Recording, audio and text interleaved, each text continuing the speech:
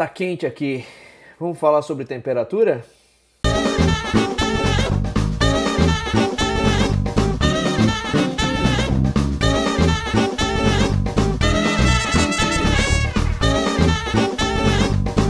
Na aula de hoje, temperatura. Vamos lá. Bom, o que é temperatura? Bom, a primeira coisa sobre temperatura é que você precisa desconstruir a sua ideia de que calor e temperatura são a mesma coisa. Como assim? Bom, o contrário de quente é frio. E o contrário de calor é frio. No cotidiano você traria isso normalmente. Só que fisicamente a gente não trata calor como o contrário do frio. Tá? Calor tem uma própria definição e não está relacionado com a sensação de quente ou frio. Então dizer tá calor aqui, fisicamente ela não faz sentido, certo? No cotidiano faz, você não vai a partir de agora parar, mãe, para de dizer que tá calor porque tá errado, não vai fazer isso, meu amigo. Você simplesmente vai entender que existe um linguajar do cotidiano e um linguajar científico. E o linguajar científico é que você está precisando aprender. Então, vamos lá. Temperatura. Então, o que é temperatura? Bom, se a gente olhar um corpo, tá, microscopicamente, as suas partículas, as suas moléculas, os seus grupos de átomos, eles vão ter uma coisa em comum com qualquer outro corpo na natureza. Tá? Seja ele em qualquer estado físico, as suas partículas vão ter agitação. Tá? E o que diferencia um corpo aquecido de um corpo resfriado seria o grau de agitação.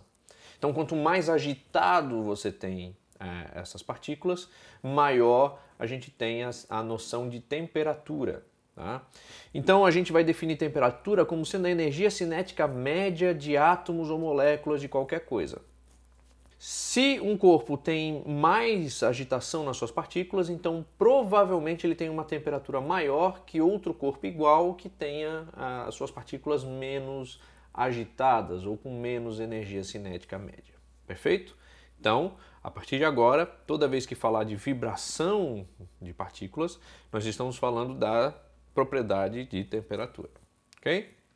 Se a gente tem uma nova definição de calor, e temperatura é a agitação das partículas, você vai concordar comigo que não dá para a gente dizer que uma coisa está quente ou que está fria simplesmente tocando. Perfeito? Por quê? Porque você consegue simular sensações.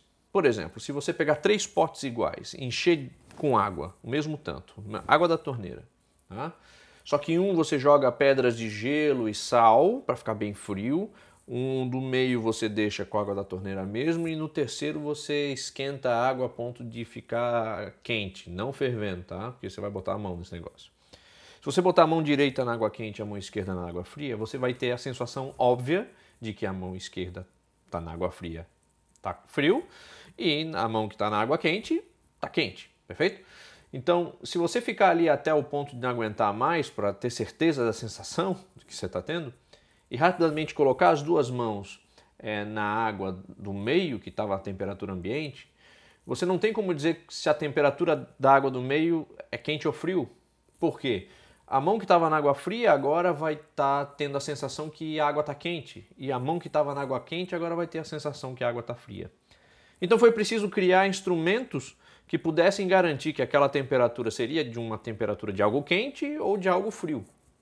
Bom, a primeira pessoa que conseguiu popularizar bem um instrumento desse, né, foi o Anders Celsius. Né? Claro, né, escala Celsius, a escala de temperatura Celsius foi feita por ele, né? Dá para ver pelo sobrenome. Isso ele fez em 1742. Basicamente, o que é a escala Celsius? Bom, a escala Celsius é uma escala que mede temperatura. Então, geralmente é um vidrinho, os termômetros antigos, né, termômetros de laboratório principalmente. É um tubo de vidro fino e dentro dele tem mercúrio líquido. Tá? Ele pode ter alguma coloração prateada ou avermelhada, dependendo da marca. Mas o que ele acontece? Bom, os termômetros em geral, e essa foi a ideia do Celsius, foi colocar esse aparato no gelo e esperar que o mercúrio ele encolhesse até o ponto em que parasse de encolher. ali o Celsius marcou um risco no vidro e marcou o início da sua escala. Tá? A gente chama isso hoje de 0 graus Celsius, é a temperatura de formação do gelo. Tá? Se a gente pegar esse mesmo termômetro agora e botar na água fervendo, o mercúrio vai crescer e vai atingir um patamar que não cresce mais. E nesse ponto ele marcou, então, os 100 graus Celsius. Tá? Então ele dividiu a escala dele em 100 partes iguais. Perfeito? Então esse é o termômetro que a gente usa hoje. Tá? É um termômetro interessante porque ele utiliza a água como o padrão, certo? Então é o ponto de fusão da água e o ponto de ebulição da água. Tá? Porém, o nosso amigo William Thomson, Lord Kelvin, ele em 1848, num resultado de pesquisas da Revolução Industrial para melhorar as máquinas a vapor, ele pensou no esquema da temperatura como sendo uma vibração. Então, o zero da escala dele não é quando o gelo se forma. O zero da escala do Kelvin é quando a vibração para. Então, veja só. O Kelvin estipulou que se não há vibração no corpo, a temperatura é zero. No caso, 0 Kelvin. Né? Nesse sentido, o gelo vai ter, as suas partículas vão ter vibração, e isso acontece a 273,15 Kelvin. Eu vou arredondar para 273 para você não ter problema de ficar lembrando ponto com vírgula. Tá? Então, o gelo se forma a 273 Kelvin, por quê? Porque no 0 Kelvin, que a gente considera sendo zero absoluto, não existe vibração nas partículas. Isso significa que na escala Celsius, esse valor vai ser menos 273,15 graus Celsius. Então veja só, a escala Celsius ela pode ter valores negativos. Já a escala Kelvin não existem valores negativos. Por quê? Porque começa no zero, ou seja, sem vibração, a partícula sem vibração nenhuma, zero. A partir daí, aumentando a vibração, você começa a ter os valores de temperatura. Bom, se o gelo se forma a 273, o vapor da água começa com 373 Kelvin. O mais legal disso tudo é que, independente da escala Celsius ou Kelvin, nós sempre vamos ter uma variação de temperatura igual. Tá? Bom, o que é variação de temperatura? A maioria das equações da física ela trabalha com variações de temperatura, ou seja, é uma temperatura final menos a temperatura inicial. Quando você faz isso na escala Celsius e na Kelvin, o valor dá o mesmo. Então você não precisa se preocupar com aquela rigidez acadêmica de estar as unidades todas no mesmo padrão. Tá? Porque é simples. Tá? A variação de temperatura é a mesma. Então você não precisa se preocupar em converter da escala Celsius para Kelvin. Mas também não é um troço muito difícil. Tá? A temperatura em Kelvin é igual à temperatura em Celsius mais 273. Tá? Então é muito fácil. Você quer saber qual é a temperatura em Kelvin da sua temperatura da escala Celsius, é só somar 273. Mas eu quero fazer o contrário. Então subtraia 273. É muito simples, é muito fácil. E, de novo, as variações de temperatura são as mesmas. Então não há necessidade muito... se não por um formalismo mais apurado, de você fazer essa conversão. Lembrar que a escala Celsius é a escala mais usada no mundo, porém a escala do Sistema Internacional é a escala Kelvin, porque ele leva em conta a vibração das partículas e não simplesmente o ponto de fusão e ebulição da água. Perfeito? Bom, até aqui tudo lindo e maravilhoso. E por alguma razão acadêmica ou, eu não sei, razões que eu desconheço, vários livros didáticos, eles ensinam, talvez por tradição histórica, pode ser, a escala de Daniel Fahrenheit, tá? Que é a escala, obviamente, a escala Fahrenheit, que foi feita muito antes da escala do Celsius e da escala do Kelvin, tá? Ela é de 1724. Pois bem, a escala do Fahrenheit eu tenho um problema sério com ela. Por quê? Porque ela não é nada prática. Tá? E eu vou dar outras razões na sequência. Então, como é que o Fahrenheit fez a escala dele? Bom, ele fez o mesmo aparato e para medir o ponto zero dele, ele utilizou uma coisa nada fácil de se reproduzir, tá? Agora a gente usa salmoura para fazer isso, ou seja, pega lá, faz uma mistura de gelo, água e sal, tá? Só que inicialmente o Daniel Fahrenheit ele usou o dia mais frio de Gdansk no inverno de 1708, 1709. O problema disso é que você não pode reproduzir esse dia mais frio, porque como é que você classifica um dia mais frio, sabe? Então, o que mais se aproximou desse dia que ele marcou foi a salmoura, portanto ele começou a utilizar a salmoura como sendo o padrão. Bom, essa temperatura é o 0 Fahrenheit, tá? Só que ela é bem abaixo do ponto de fusão da água. Ou seja, o gelo se forma na escala do Fahrenheit a 32 graus Fahrenheit. Tá? Não é o 0, é 32 graus Fahrenheit. Beleza. Tá, e qual foi o máximo que ele utilizou para a temperatura? Bom, aí é outra coisa muito estranha. Ele usou a temperatura média do corpo humano. De novo, temperatura é algo, sabe, totalmente não padronizável, né?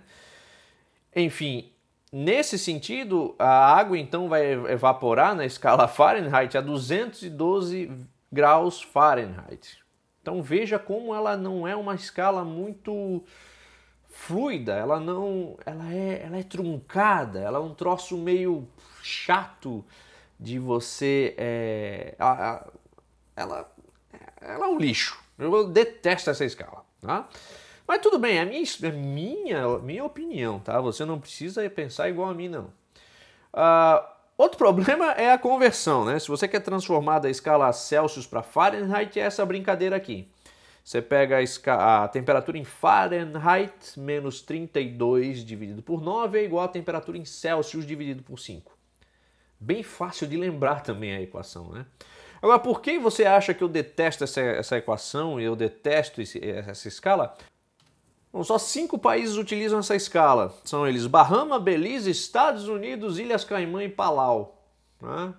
Ah, mas eu quero ir para os Estados Unidos, eu preciso saber dessa escala, porque senão eu não vou saber qual é a temperatura. Ah, eu vou passar minhas férias no Bahamas. Bahamas o país, não o barzinho lá em João Pessoa. O que você precisa entender é uma coisa. Hoje você tem tecnologia e o Google, por exemplo, faz isso para você assim, ó. Tá? Qualquer dispositivo Android ou iOS, não interessa, cara. Hoje você pergunta para Siri, para o Google, qual é a temperatura de uma escala em outra, ele te dá instantaneamente. Ah, mas professor, você está impedindo o aluno de pensar? Não, cara. A questão é a seguinte. Essa é uma escala defasada, é uma escala que só está aí porque os Estados Unidos usam, porque eu duvido que se os Estados Unidos adotassem a escala Celsius, isso aqui seria ensinado. Mas é a minha visão, você pode totalmente discordar e ok, tudo bem, valeu. Continuando, então essas 3 escalas, a Celsius, a Kelvin e a Fahrenheit, tá? Elas podem se relacionar entre si, desde que você saiba que essas temperaturas vão ter valores diferentes. Então a mesma temperatura em Celsius vai ter uma temperatura em Kelvin e vai ter uma temperatura em Fahrenheit, com valores diferentes, mas que vão indicar o mesmo grau de agitação das partículas. Pois bem, para fazer isso, você teria que pegar esse valor de temperatura, subtrair do menor ponto da escala e dividir entre o maior valor da escala e o menor valor da escala. Perfeito. Fazendo isso, igualando e simplificando, nós temos essa equação final aqui. Temperatura em Celsius dividido por 5 é igual a temperatura em Kelvin menos 273 dividido por 5, igual a temperatura em Fahrenheit menos 32 dividido por 9. Se você quiser, essa é essa expressão geral, tá? Por exemplo, se você quiser transformar de Kelvin para Fahrenheit, você usa essa parte da expressão. Se você quiser de Celsius para Fahrenheit, você usa essa parte da expressão. E de Celsius para Kelvin, eu já mostrei, ficaria essa parte da expressão. Mas você diz, professor, não era tão simples, agora tem que dividir por 5? Sim, cara. Dividir por 5 nos dois lados da equação, você pode acabar com 5 e fica do jeito que eu falei antes. Então, fica tranquilo, tá? Então, essa é a maneira mais simples e sucinta de você fazer transformações nas escalas de temperatura. Um negocinho legal que eu vi na internet um tempo atrás foi isso aqui. Na escala Fahrenheit, se você tiver de 0 a 100, o 0 vai ser muito, muito frio, tá? E o 100 vai ser muito quente. Já na escala Celsius, o 0 vai ser muito frio e o 100 é morte certa, né? E na escala Kelvin, 0 é morte certa e 100 é morte certa, tá? Então, veja, faz muita diferença as escalas, tá? É muita diferença mesmo. A mesma temperatura, por exemplo, da escala Fahrenheit para Celsius, tá? O 0, por exemplo, é frio, tá? Mas só que um é muito, muito frio, tá?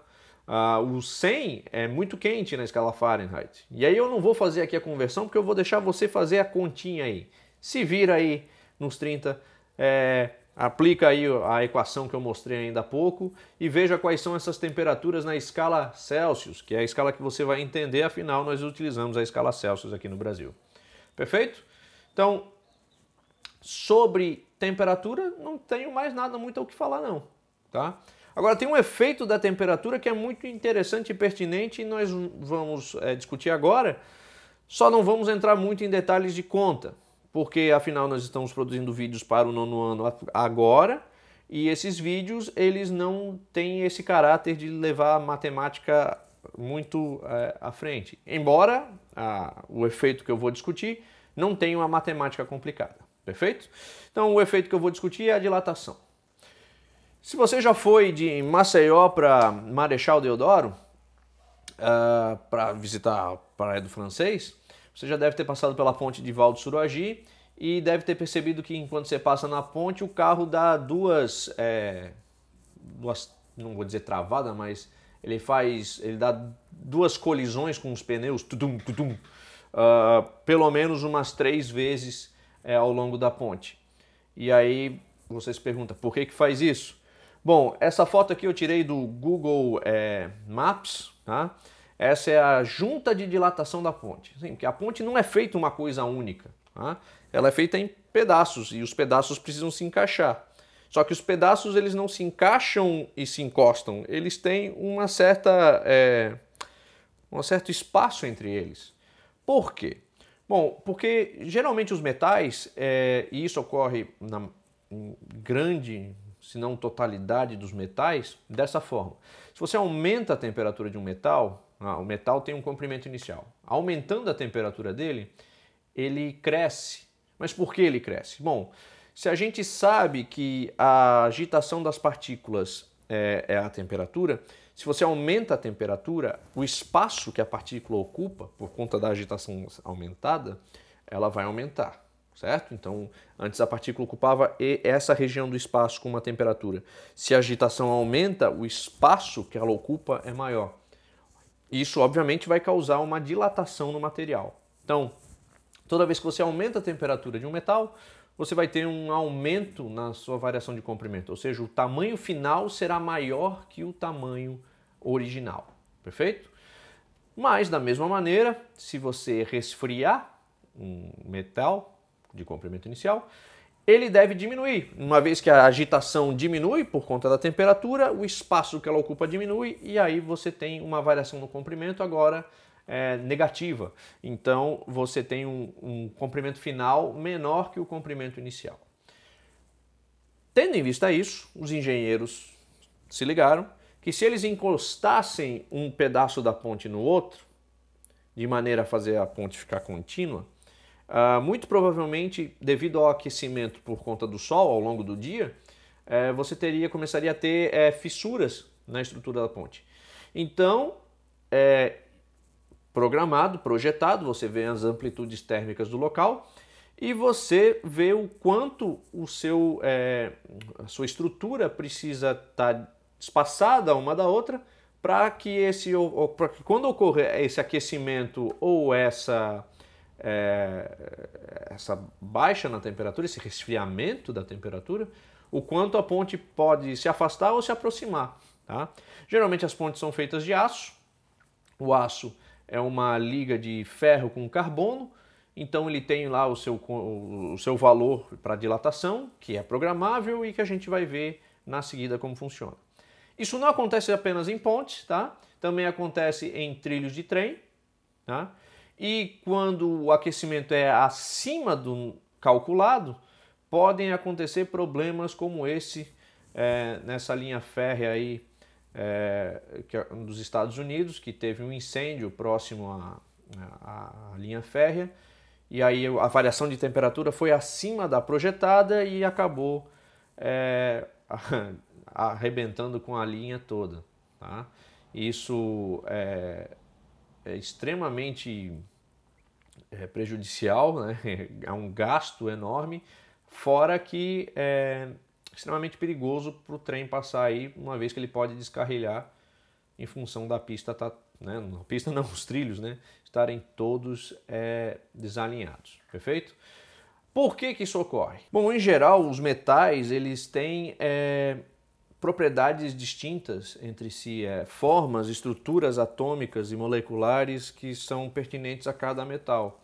Então eu selecionei aqui 5 deles, o alumínio, a prata, o cobre, o ouro e o ferro, e eles possuem uma propriedade chamada de coeficiente de dilatação térmica. Tá?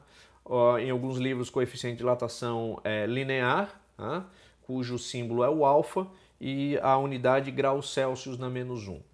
Esse valor ele determina o quanto esse material vai crescer ou encolher, dependendo do caso, né, se você está aquecendo ou resfriando ele, em função do tamanho inicial e em função da variação de temperatura que você estabeleceu. Então veja só, o alumínio ele tem um valor de 22 vezes 10 na -6 graus Celsius na -1. Tá? Prata 19 vezes 10 na -6, cobre 17 vezes 10 na -6, ouro 15 vezes 10 na -6 e o ferro 12 vezes 10 na -6. O aço ele tem, se não me falha a memória, um coeficiente de dilatação de 11,7 graus Celsius na -1. Então, as contas, se você for fazer contas a respeito da ponte, né? Se você pensar no aço, você pode pensar no ferro como maneira aproximada, perfeito? Então, veja só, eu fiz a matemática do negócio e percebi uma coisa, que a gente pode pensar como uma ideia geral sobre a dilatação. Que quanto maior o valor do coeficiente de dilatação térmica, maior será o efeito da dilatação. Isso significa dizer que, por exemplo, nesses meus 5 exemplos aqui, que o alumínio, se ele sofrer a mesma variação de temperatura que a prata, por exemplo, e tiver o mesmo tamanho, né, vamos pensar em 2 barras iguais de alumínio e de prata. Se eles sofrerem a mesma variação de temperatura, o alumínio irá crescer mais ou encolher mais do que a prata por conta do coeficiente de dilatação térmica, ok? Então eu fiz as contas e aí eu pensei no seguinte, se eu tiver uma barra de alumínio de 1 metro de comprimento e fizer uma variação de 100 graus Celsius nessa barra, tanto aquecendo ou resfriando, eu vou ter uma dilatação de 2,2 milímetros, perfeito? Se eu fizer com a de ferro, eu vou ter uma dilatação de 1,2 milímetros. Então, para você ver que isso realmente ocorre, tá? Quanto maior o valor do coeficiente de dilatação térmica, maior será o efeito da dilatação. Tá? Ou seja, são grandezas diretamente proporcionais. Então, se uma barra tem um coeficiente de dilatação térmica maior do que outra, os efeitos de dilatação nesta barra serão mais pertinentes e visíveis, perfeito? Então, por que isso é importante? Veja só, se você tem uma amálgama, uma mistura de 2 materiais, e se for, por exemplo, vamos dizer, o ouro e a prata, tá? Você junta ouro e prata numa barra ou numa placa, como eles têm coeficientes de dilatação diferentes, se sofrerem variações de temperatura, a prata vai sofrer mais dilatação do que o ouro. Tá? Então, se você resfriar esse negócio, a prata vai encolher mais do que o ouro. Se isso tiver numa estrutura, em alguma coisa, você tem que levar em consideração isso, perfeito? Então, essa relação ela é bastante pertinente e bastante útil para a ciência da engenharia, perfeito?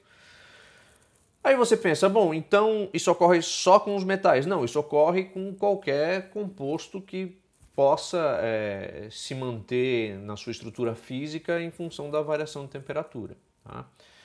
Mas, né, a água, ela não se comporta assim o tempo todo. Veja só, confira comigo no replay. A água tem uma coisa chamada comportamento anômalo da água. É bem original, ciência. O comportamento anômalo da água funciona da seguinte maneira. À medida que você vai então, baixando a temperatura da água, botando a água na geladeira ou no freezer, ela tende a ocupar menos espaço e se aproxima mais uma partícula da outra. Perfeito? A dilatação funcionando normalmente. Só que isso ocorre até um momento em que você tem uma certa densidade para a água. Então, o maior ponto da densidade da água ocorre a 4 graus Celsius. Mas por que isso ocorre desse jeito? Bom, é a água. Ela se comporta desse jeito porque a partir dos 4 graus Celsius ela começa a formar o cristal de gelo.